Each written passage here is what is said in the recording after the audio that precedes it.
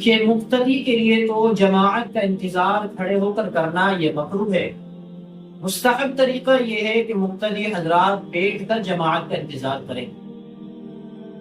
لیکن دیکھنے میں یہ آتا ہے کہ بہت سے امام بھی 1-2 منٹ پہلے جب مسجد میں آتے ہیں تو وہ کھڑے ہو کر جماعت کا انتظار کرتے ہیں، ادھر سے ادھر ٹہلتے رہتے ہیں، گھڑی وغیرہ کو دیکھتے رہتے ہیں، اور جب جماعت کا وقت ہو جاتا ہے تو وہ مصلی پر جا کر نماز پڑھا دیتے ہیں۔ تو کیا امام کے لیے بھی جماعت کا انتظار کھڑے ہو کر کرنا یہ مکروہ ہے؟